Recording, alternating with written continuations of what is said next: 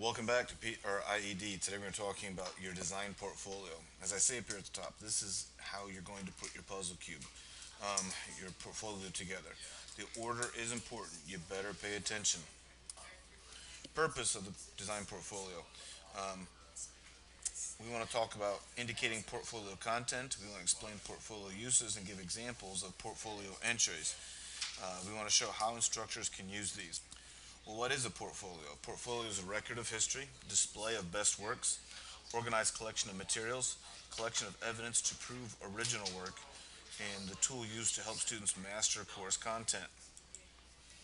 Portfolio types. Types of portfolios would be project, course, or combined. For our purposes, we will focus on a course portfolio.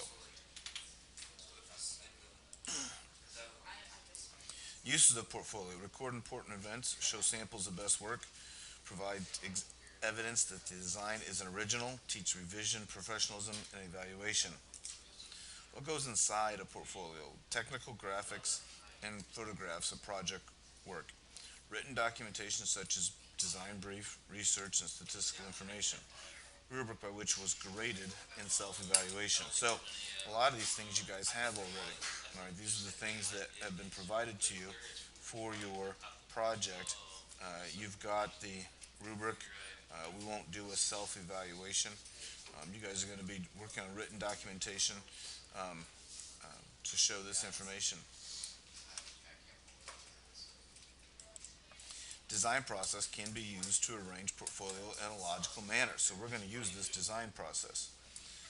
Physical aspects of a portfolio, all right? Protective front and back covers. You guys, that's not necessarily real important for our portfolio that you guys are going to be turning in. Spiral binding so that the portfolio opens fully to lie flat. Um, we're going to skip this spiral binding as well. We'll simply put a staple up here at the top, and I've got some examples in class that will show you. Personal logo.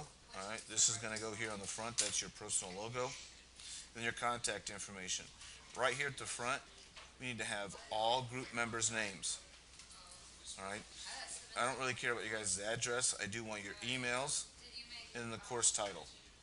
Actually, what we typically do here is we put the project there. So this would be the cube project. All right. Personal information page. Um, you guys are going to have your picture, a brief autobiography, contents related to your goals. A lot of times students organize this simply on the page as they've got the page here and they use tables. What I mean by that is you simply insert some tables here.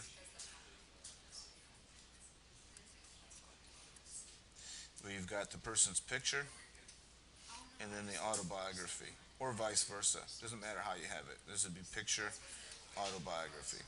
I am going to say that you're limited to one page for this. You need to get every person in your group on one page. All right, well, let's go through our design process. First part is to identify the problem. So, what you guys are going to do is you're going to start off with, you're going to give a design project introduction. How do you do that? This is where we put the design brief in there. All right, and that's why I started this off. When I gave this to you the first day, your design brief is in red. You won't turn it in red, but it allows you to find it very easily. This is used to explain the problem, the challenge, and the project constraints. So this needs to be the very first thing after, all right, you guys' autobiography. If it's not, I'm taking off points. Generate ideas. Well, you guys did are going to be doing some research along the way with this. All right. So examples of project research: key findings, information, simple, clear, be brief. So a lot of you guys' research is going to be some mathematical statistical data here. All right. This here is your math and stats that you're going to be doing. All right. Sometimes this information isn't in here because we don't do any math. Also, then your sketches. All right.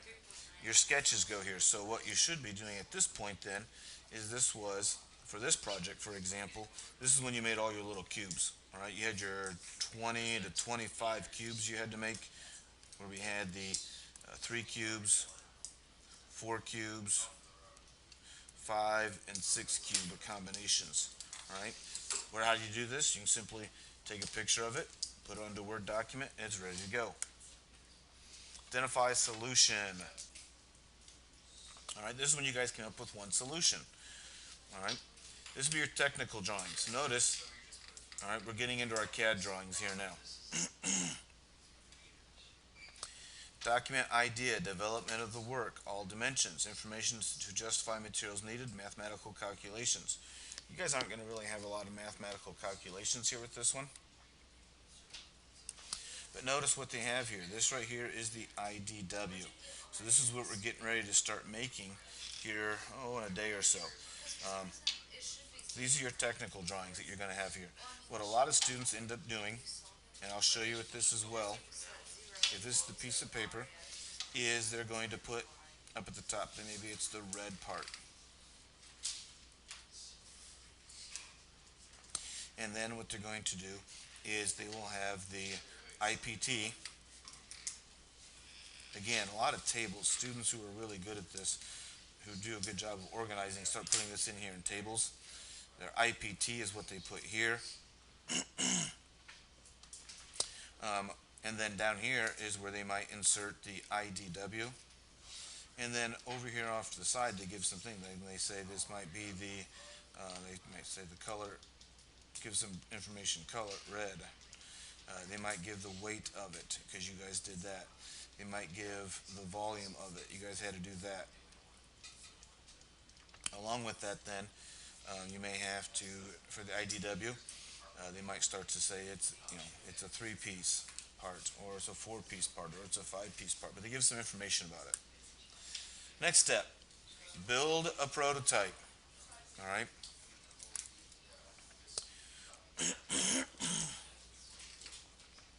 Assembly explanations, images of prototypes. So this right here means you're going to probably have to take some pictures of it. A good thing for modeling is one of the things you guys are going to have to make is an IAM. That's an assembly. Another thing that's good here is students take pictures of it being put together, one part at a time. And then instructions.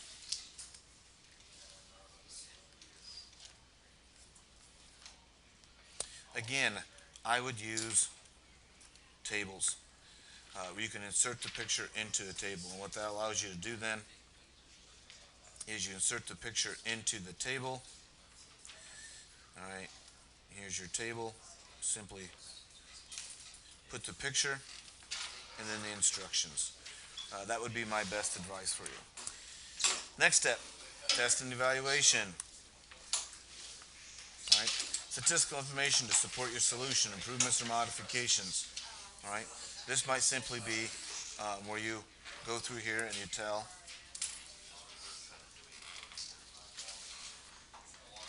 describe changes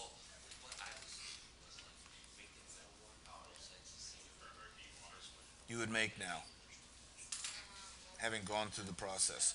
What suggestions do you have? Because some of these I'll put in to creation. Some of these suggestions next year I'll make students do to make it a little bit better. That's why B group. All right, the whole reason B group has one big piece. All right, has that is that was a suggestion by students that was implemented by me. Present the solution. Well, the last thing you need to have in there is your rubric. This needs to be the last page. All right. This needs to be the last page so that it's there ready.